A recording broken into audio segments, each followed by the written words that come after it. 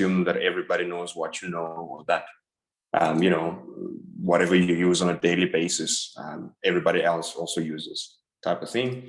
So I thought, okay, let's talk about some useful JS functions, built-in functions in particular, and operators that I use personally. Some of this stuff is newish to me. Some I've known for some time now. So we've got, the first one is, I called it browser inspect.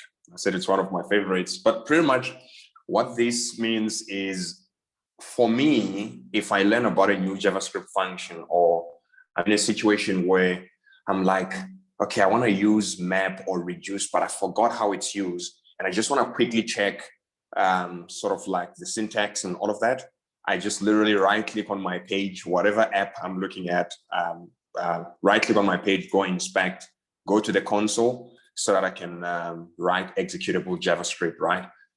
Because the other alternative, or the alternative rather, is to go to like a Fiddle or something like CodePen, or go online and look up a JavaScript compiler, transpiler thing, or do it on your text editor, refresh your app, and then again come back to the console and just look up the results. So for me, it's just, I quickly inspect element, go to console so that I can execute JavaScript. So let's look at the actual built-in functions and operators. What I'll like this to be is more interactive than anything. And so I might end up going slightly beyond the 8-minute mark I put for myself. So just want to ask, who of you have ever used or seen the delete keyword in JavaScript particularly? No. Okay, cool. So then this means this is going to be useful.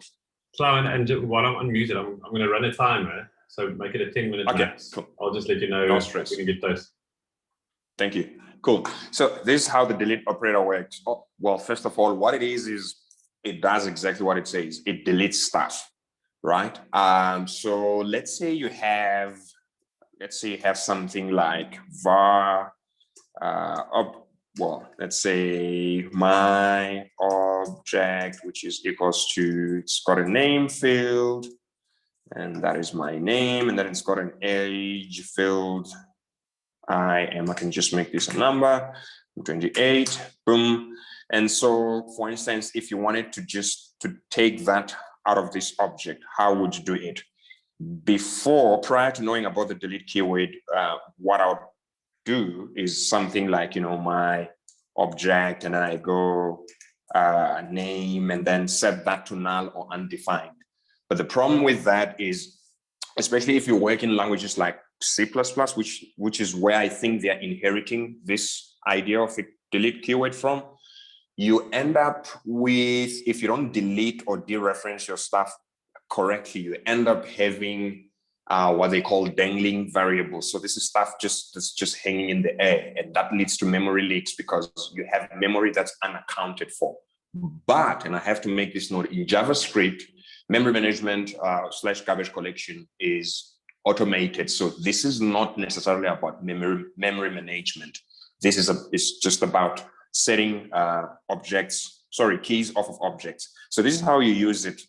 So instead of setting this to null or undefined, you literally just go delete space object, and then you reference the key that you want to take off, hit that. It returns true if the operation was successful. The return of true doesn't necessarily mean that you deleted a valid keyword. So for instance, if I try to delete something like that, that still yields true. True simply means the delete function executed successfully. So if now I go back to my object, you can see there it evaluates to age 28. We no longer have the name key in the object. So that's what you use it for. But you can't delete built-in or primitive functions with the delete keyword. You only delete stuff that's configurable. So anyway, and then we have the number function. I've been using this one quite a lot. Well, not quite a lot. I've been using it lately. on in the what's this called, in relation to Numbro, a library that we use to do, you know, currency formatting and all of that. So what this does is, so for instance, if you want to check if something is a number, we are used to the shorthand is NaN, which I'm going to talk about. You want to check if what you pass there is not a number, which is a weird way of checking is not a number as opposed to is it a number. But anyway, number contains that as a function. So you can actually go number dot is NaN. So it's NaN is just the shorthand of this whole thing, but they pretty much do one and the same thing. In any case, let's show common use cases. So if you pass something like that, it converts, what it does in the background is it converts that string into a number. If it is convertible, if I put 1, that's not a number, hence it returns NaN. And then if I put 1 without string literals, again, it returns the number that you passed. So that can be useful for checking if something is a number or not. And then let's move to string. So I've put then difference and I said different from dot to string. Let's see. So usually if you have a string, say my name, just assume that this would have been stored in a variable. I just don't want to type a lot because of time, but just assume that that would have been in a variable. So that variable dot to string converts whatever you've passed there to a string. But the problem with this is if the variable you're trying to convert to a string is null or undefined, you're going to get a reference error. Well, not a reference, you're going to get a reference error. You're referencing an undefined or a null value. And I'm sure some of you have come across this. You keep getting cannot call dot to string of undefined type of thing. You're like, what the heck? So another way of doing this is, because the whole idea is to cast, right? To convert some value from, take one value from one type to the other. So if we did the same thing, Cloud, that would return that. But the fun thing about this is if you pass it a null, sorry, it doesn't throw a reference error. It converts the keyword null into a string. Whereas if you had done something like this, you can already see that saying cannot read property to whatever you're going to put of null. Then we've got type of. Type of is interesting. You can use it for things like, let's say you want to check if something is an object or a string, you go type of, and then let's say that's a string. If you have 1, that's a number. And then I want to show you guys something very interesting. Type of is not a number, is actual, no. Sorry, what is this? Just a function that checks or something. Let's use type of fn. Type of is not a number. This is not yielding something I was expecting. Sorry, never mind, no time to debug. But I was actually expecting this to say, oh no, sorry. I think this is what I'm actually aiming for. Never mind, not type of is not a number, but type of NaN, which is is usually a returned thing. You saw earlier on when I was using number, and you pass something that's not a number, it will go NaN. In other words, not a number. That's the shorthand for that. But the type of that thing, NaN, is actually seen as a number in JavaScript. That's just a bit weird for me. I thought I should share that. And then let's move to, I think we'll come back. Thanks, Rian. We'll come back to is not a number. Sorry, to type of. But let's see how you can use the next one, is not a number. So this is pretty much you checking whether what you have is a number or not. Is NaN, and then you pass 2.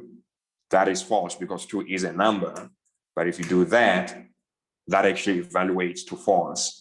But I think how you can use, let me also do something fun. I didn't plan this, and I hope this doesn't backfire. But I think if you use this in combination with what I've already what I've already showed you guys, yes. So this returns false. I'm using number to cast a string into a number. So this pretty much becomes, let me go back, that. So that yields the same results. But you see that if I don't cast this to a number and I just do that, Wait, hold on a second. Why does the type false? It's not a number 2, false. So that's a number. Let's do this. False. And let's do that. Okay, that backfired. Sorry. Oopsie. That's a bit I thought it would strange that return. yeah, it's showing Exactly. it's showing not a number. Yeah. Oh. Isn't Yeah, it right? this was Because supposed to- is none is the opposite. So it's saying that it is not a number, and if it's false, it means it is a number. If is none is false, it means it's a number. If is none is true, it means it's not a number. Yeah, but it's doing a strange thing here, Rian. So you check 3, a literal, like That's the literal value 3, it says false, which is true. that's right. Yeah. Because- Okay. but then if you do that, it still says false. And I was expecting it to say true. So Sorry, it means, okay. yeah, I think what it does in the background is it converts whatever you pass there into a number. I think I know what's Type happening. So I 3, think as it in- does. Or type 3, like THREE, was maybe Exactly. yeah. I was about to get to that, Kelvin. So I think it does this in the background because if we put 3, there we go, it will say true because it failed to pass the thing through the number function. Righty, and then let's look at the triple equality operator. That, let's say that versus, so if we say, okay, so the double equal sign, the equality the comparison of, the double equal sign operator versus the triple sign operator. What is the difference? Does it even matter if you use the double sign, the double assignment operator versus the triple 3 assignment operator? Forgive me there, it's a bit of a tongue twister for me. Does it even matter? Well, if you do that and you add a third one, it looks like it doesn't matter, right? The problem is if I now do that, that says it's true. And you could go, well, sure, that's actually, it should be true. But when you pass this says it's false because the third one is a strict equality operator. And I just figured this earlier on while I was playing with these functions. I figured that I suspect it's doing something like this in the background with the triple equality operator. Because if you do this, you realize that the type of that is not the same as the type of that. So if you still here, you don't have to use, so you'll see here, whether you use the double equal or the triple equal, it yields the same result if you just append type of before the 2 things that you're trying to check, because type of will actually yield the correct thing wherein it's going to be a string here and it's going to be a number there. So it's trying to check if a number and a string are the same thing and they're not.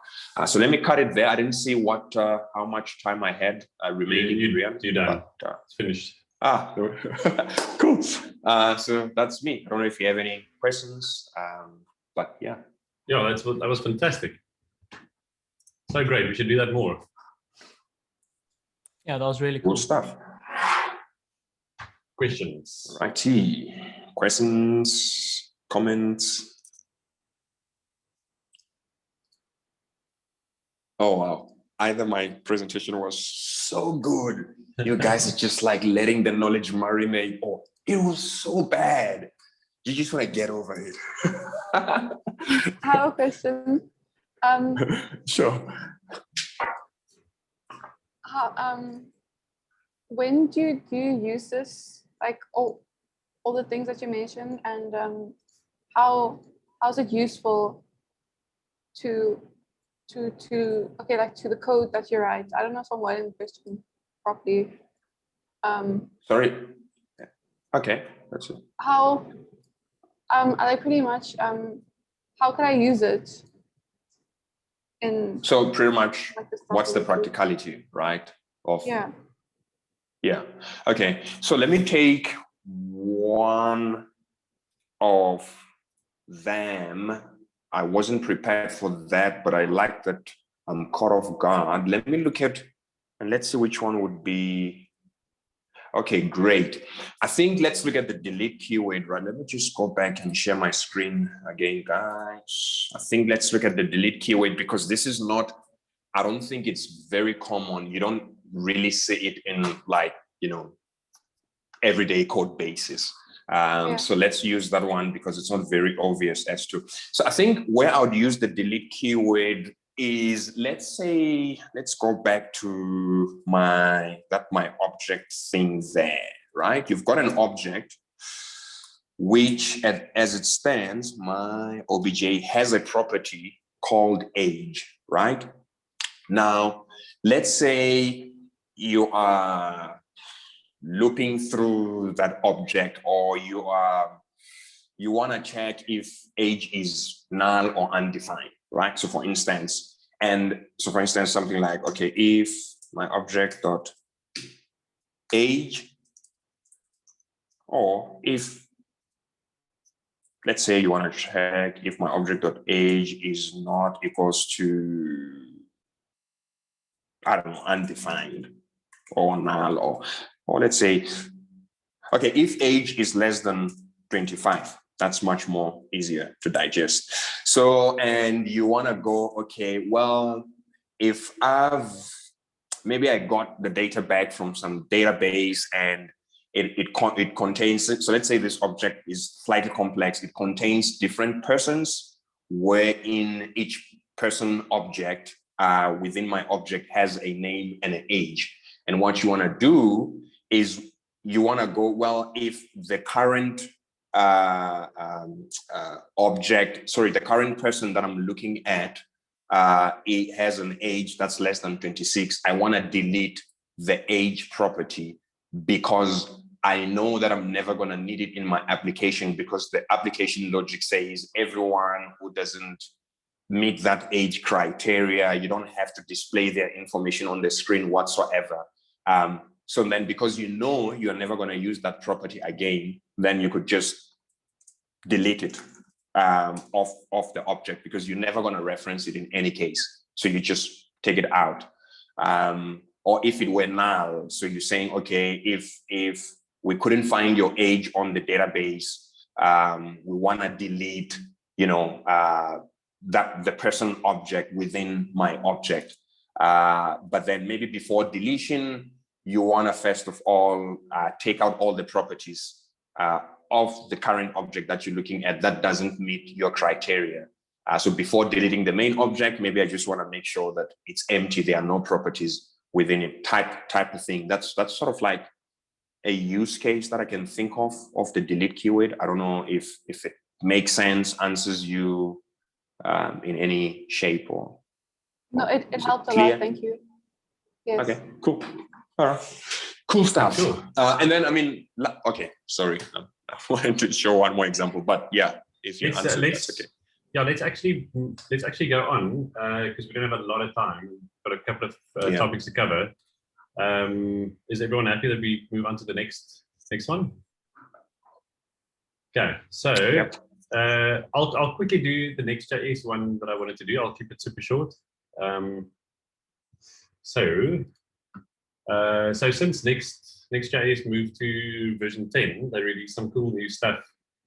And one of them is the image component. I want to share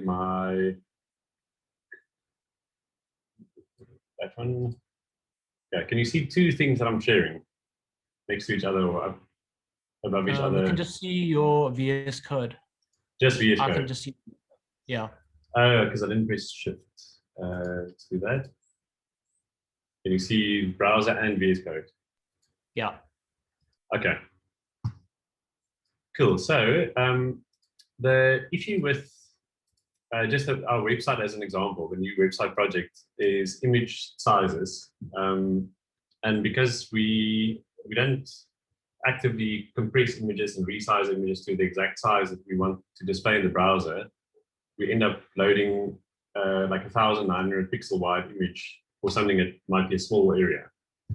So we could do manual stuff and resize them for each container where we want to paste the image, or we can make use of Next's new component, the image component, and it's super powerful. I've started implementing it into the website project now, and basically you, instead of using the image tag, the old school image tag, you use the image component by just importing it. and you pass it some properties, and basically Next will go and grab the image from the source that you gave. So the source here, and based on the width and height properties that you gave it, and some other things like layout and quality, it goes and fetches that image, does the resizing on the server, and then stores that image in a cached folder, or puts it on the CDN for you. So you don't have to worry about resizing, compressing, blah, blah, blah. It just does it all for you. So that's a super powerful way to get small images to load. And it makes it possible for the user not to download masses of data. So just a quick run through the code. So the critical part is to give it a width and height, so that it obviously knows what size to generate. And then you can choose the layout type that you want the image to use. So if you look at the code here, the rendered image tag, basically Next takes the image and it wraps it in a div, and it uses this div for positioning tricks for the different types of layouts. So the options are, for the layout property is the following. So you can go, you can have the layout as fixed, which means that the image renders like it would render a normal image tag. So it doesn't do any weird resizing or percentage-based width or height. So it just spits it out to the size that you want. And the cool thing is it renders automatically without doing anything. It renders the size that you want, so the 640 by 559. But it also renders a larger version for screens with high DPI capabilities, like a MacBook screen. So I didn't have to do anything. It just renders that automatically, and the browser will use this source set property and render the particular image. So that's the first one. And it's very difficult to see the quality over Zoom, obviously, but so this top one here, I set the quality to 10, and I set this one to the default of 75, and it's just compresses it super nicely, and the quality is just beautiful. Then you can set it to intrinsic, which makes the image, so it builds in responsiveness to the image automatically. So you just set it to intrinsic, and what this does is it renders it at the full size unless the viewport goes smaller. So if I resize it smaller, then the image will resize with the screen. That's obviously simple CSS to do, but they do it for you, so you don't have to worry. You just load the image, it's done. So this intrinsic, you can set it to responsive, which is the same as intrinsic, but it also resizes up. So if the container is larger than the image size, it will just full 100%. So that's a simple one. Then the next type is fill. So this is a pretty cool one, and it makes use of the CSS object fill property. Basically, you give it a container size, which is this black line here, and you tell in the code, you set the layout to fill, and then it'll fill the container with the image.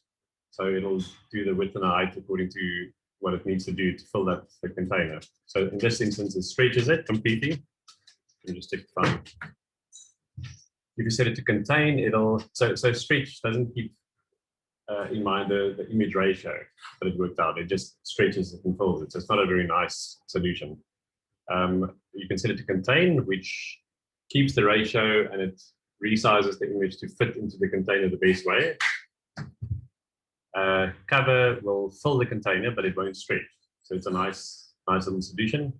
Then if you use cover and you make use of the object position property, you can say fill the container, but focus on the top right.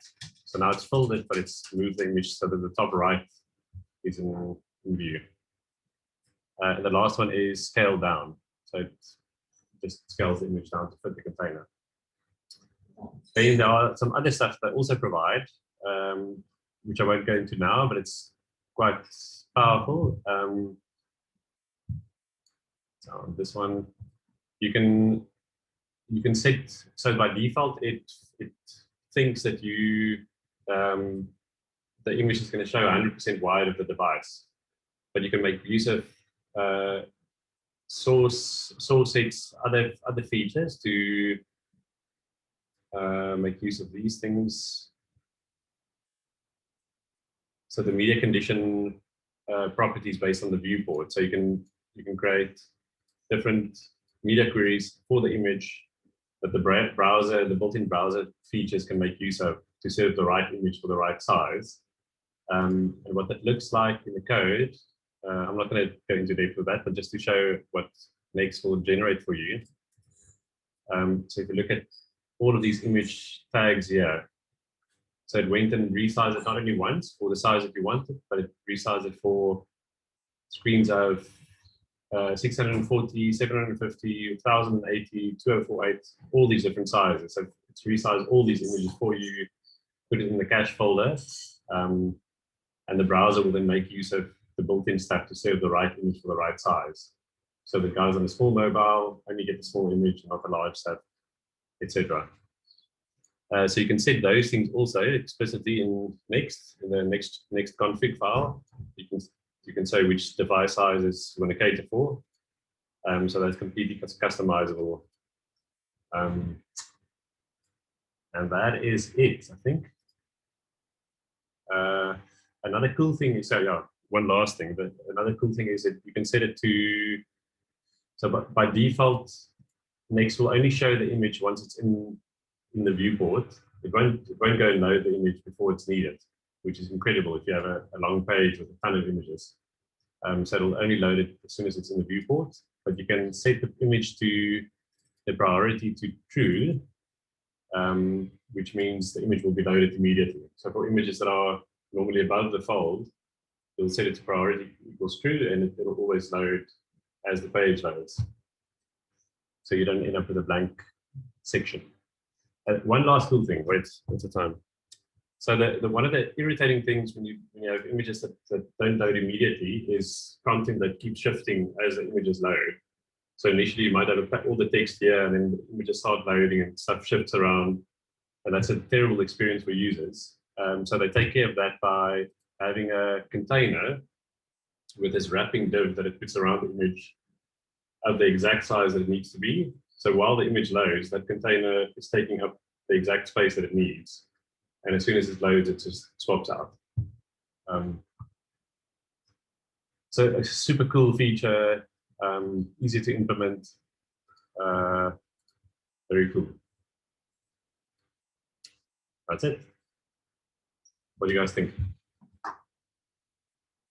Yeah, I think it makes life so much easier compared to having to kind of build out all these different image sizes and then putting in different things at different breakpoints. I mean, this is really powerful what they provide there.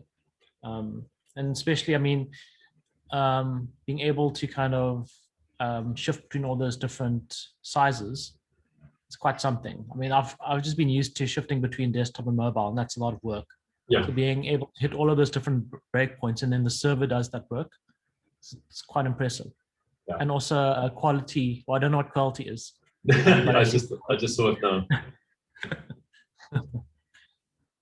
What are you talking about? Well, what am I talking about? That's just yeah. For me, I like this is. Sorry, sir. No, not a problem. This is really cool, man. Thanks for sharing. I think for me, the one detail of it was that I liked was where you can choose which part of the image you want to sort of draw more attention to, like the top right thing you showed us, because like not everything is important on the image, right? And if you have to compromise as you resize, it's just nice to say, well, do the compromising, but then make this part or segment of the image more important or visible or whatever than the others. That was quite cool to learn about. Cool. Okay, anything else? Alrighty, so who wants to go next? Can I go next, because I probably won't be long. Perfect. So I'm just going to show what source tree is all about. Share my screen. Okay, so source tree is basically a graphic user interface for your repos. So it makes life a lot easier. So instead of having to type everything in the terminal, you can just sort of see what you're doing and interact with it in this way. So as you can see, so I'm in this branch right now, which is in a file called feature. So if there's a little circle next to the name, then it means I'm in that branch. So are you sure you want to carry on switching? So I'll say yes, I want to move. And that's also like another cool thing, because now I can't switch because I haven't saved my changes or stashed or done a commit. So I'm not able to do that yet. So I'll have to go up here to commit. I'll have to see what I've done. So there's unstaged files here, which means I have to actually put them in stage files. So it's saying, are you sure like you want to add these files to the commit? I'll say yes. And then that's where I add my message. So let's say feature attempts at changing the button's color because I failed.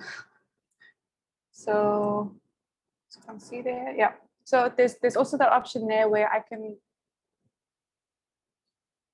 I like immediately sort of like push it to Bitbucket, but I'm not going to do that yet because I don't want to. So yeah. So yeah, like another option is to press that button there which says push. So it can pick up that I need to push something.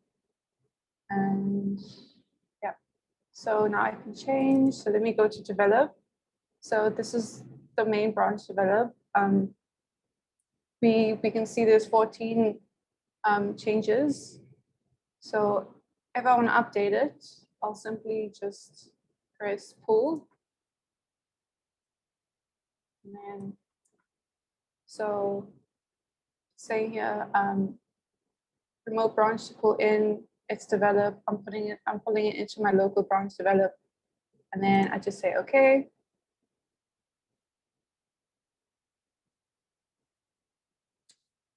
And then it should be updated. And in the UI, where like you see all these colorful things, it should push me back up a bit. Let's see.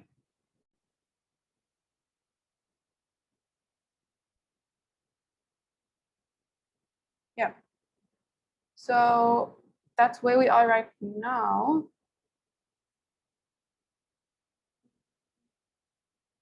Yeah. And it shows you on VS Code which branch you're in. So over here, it says you see a change from feed login page to develop. And I think that's pretty cool as well. And if I want to make a new branch, I simply just say, make a new branch, and then you type out the folder I want it to be in, and let's call it test. And I can choose a working copy parent. It usually does what the current branch is, so it's going to be based on develop. And then you just create the branch. And as you can see now, it's in this branch. And if I go back to VS Code, it will change to test. Yeah. Do you guys have any questions? The call's going to drop in less than a minute. Yeah. Okay. Yeah, I think I'm done. Yeah, that's so cool. you know, I'm partial Nice. to an IDE, so I'm stoked with you also. Yeah. Life is so much easier. It Yeah. really is. Exactly. Ah, nice one, Gina. Thank you. Awesome. Have you come across any maybe- issues with like merge conflicts? Because Yes. that's where the so you've done the